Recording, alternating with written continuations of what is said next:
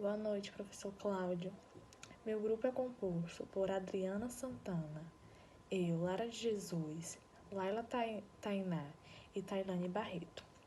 O projeto integrador desse semestre tem como tema principal aspectos sociais do contrato. E o nosso grupo ficou com o subtema contrato versus contrato público, responsabilidade civil. E agora vamos apresentar o nosso projeto integrador. A função social do contrato é um instituto jurídico destinado à realização de justiça ao caso concreto. Trata-se de uma limitação à liberdade de contratar, para que, em seu sentido amplo, os institutos jurídicos produzam os efeitos regulares em sentido escrito e impõem deveres à liberdade de contratar, quando o seu exercício provocar externalidade à sociedade. Existem diversos institutos jurídicos que asseguram a função social do contrato em seu sentido amplo, entendida como finalidade social, como a lesão, a resolução, bem como as normas de ordem pública e a análise do bem do contrato. E por isso a aplicação do artigo 421 do Código Civil. No artigo 421 do Código Civil está escrito: a liberdade contratual será exercida nos limites da função do contrato. Em seu parágrafo único, nas relações contratuais privadas prevalecerão o princípio da intervenção mínima e a excepcionalidade da revisão contratual. Colocada como princípio do direito contratual no Código Civil, deve ser aplicado com cautela, pois a falta de critérios de sua aplicação pode implicar na responsabilidade social do indivíduo e das pessoas jurídicas, a qual, do ponto de vista jurídico, compete ao Estado, bem como enriquecimento sem causa para quem dá a aplicação desse artigo de se beneficiar. Olá, meu nome é Adriana. Eu vou falar sobre o contrato no direito civil. Já sabendo de toda a importância e toda a função social do contrato para o negócio jurídico, a gente vai estar falando sobre os 4 elementos basilares para a efetivação e a validação do contrato. Lembrando que, sem um desses elementos, o contrato ele não se torna válido. Lembrando que o primeiro são sujeito, objeto, declaração e forma.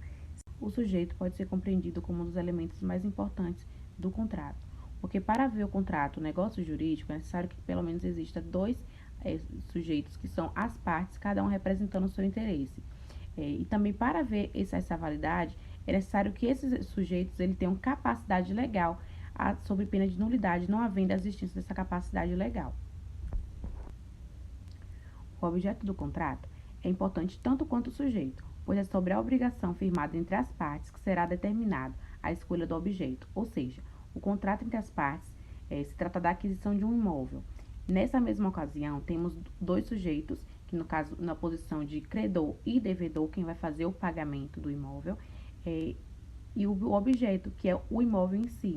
Lembrando que, com base no Código Civil, artigo 104, inciso 2, além do sujeito ser capaz, como já dito antes, é necessário que o objeto do contrato seja lícito, um objeto possível, determinado e indeterminado.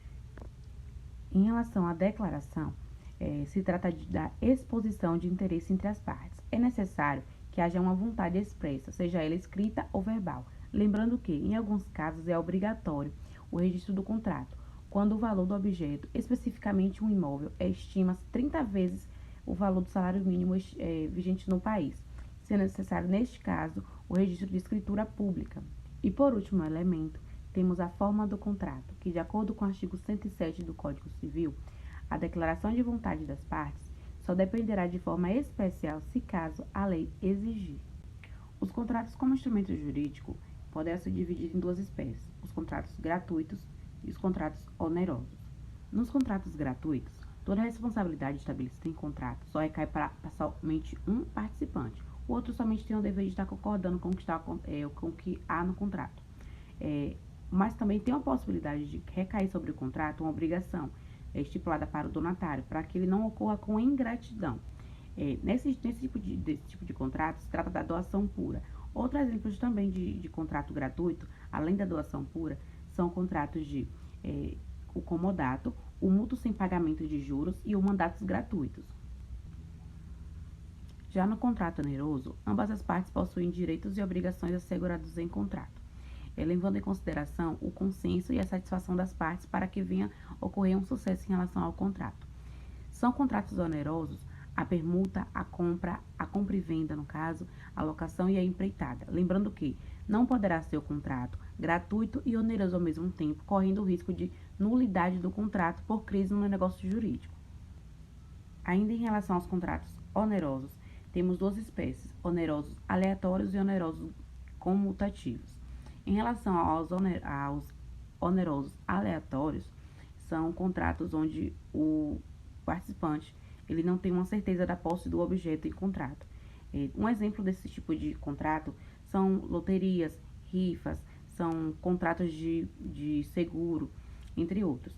Em relação a contratos comutativos, ambas as partes têm a certeza do que vai ser recebido e ela também tem a certeza da própria obrigação dentro do contrato. Então, elas têm ciência das suas obrigações, dos seus interesses e daquelas obrigações que está ali estipulado para elas cumprirem no contrato. Já no aleatório, é algo mais incerto, contando somente com a sorte. Me chamo Tailândia. Mesmo ciente das classificações do contrato no âmbito civil, existem outros elementos basilares que são muito importantes para a criação da ferramenta jurídica, que são os princípios. Temos o princípio da autonomia da vontade, onde diz que as partes devem ter sua própria vontade, suas próprias decisões expressas no momento do ato. Temos o princípio do consensualismo, que determina a satisfação e concordância das partes como um todo. Também temos o princípio da boa-fé, onde é diferenciado e destacado no Código Civil de 2002. Dentro dela, temos a boa-fé objetiva, que diz sobre as ações dos sujeitos que integram o Código Civil, ligado à natureza e à ética. Cabe às partes manter lealdade do que foi o acordo. Já a boa-fé subjetiva, temos o estado de inocência da parte em relação ao contrato. O contrato pode ser válido de três formas. A forma unilateral, somente em relação à obrigação.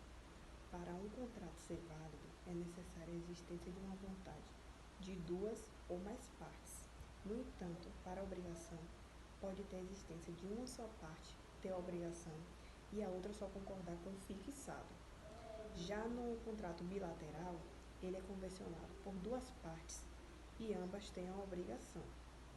No plurilateral, pode ser sujeito de contrato mais de dois participantes, mas cada um com a sua obrigação. Olá, eu me chamo Laila e agora irei falar um pouco sobre a responsabilidade civil do Estado. Ela é a obrigação de reparar os danos causados a terceiros em face de um comportamento imputável dos seus agentes. Caracteriza-se o dever de se indenizar, independente se houver ação ou omissão, se for legal ou ilegal, material ou jurídico. Basta a ocorrência de um ônus maior que o normal para aquela situação. Conhecida também pela responsabilidade extracontratual do Estado, o ressarcimento ele resulta de um ato ilícito e a indenização quando se refere a um ato lícito. A responsabilidade civil, ela se refere à esfera econômica, uma indenização financeira em fase de um prejuízo causado a outrem.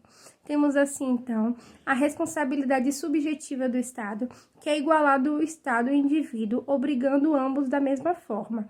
A culpa, nesse caso, é de maneira ampla, incluindo o dolo e a culpa. Já a responsabilidade objetiva do Estado, ela é aquela em que se basta a ocorrência do fato para se imputar o autor a responder pela responsabilidade do ressarcimento. Isso é, não se há necessidade de se buscar a existência da culpa. E, por fim, eu irei falar sobre a diferença do contrato civil para o contrato administrativo. O contrato civil, ele é todo tipo de instrumento regido pelo direito civil. Ele é aquele consultado por qualquer pessoa que seja capaz que de acordo com as normas do Estatuto Civil.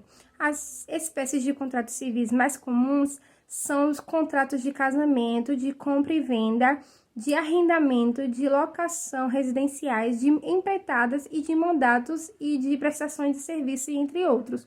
Já o contrato administrativo, ele é todo ou qualquer ajuste entre órgãos de entidades da administração pública e particulares, em que há um tipo de acordo para a formação de vínculos e de estipulações de obrigações recíprocas. Eles se definem em subjetivo orgânico ou objetivo. O subjetivo orgânico, ele trata-se do poder imperativo da administração pública na validação contratual e, não apresentando tal forma, considera-se nesse caso o direito privado. E em relação ao critério de critério objeto, vemos o contrato administrativo, ele tem a organização e o funcionamento dos serviços públicos como objeto. Ao contrário, se em seu conteúdo contiver a prestação de atividades privadas, aí será um contrato privado, regido pelo direito civil.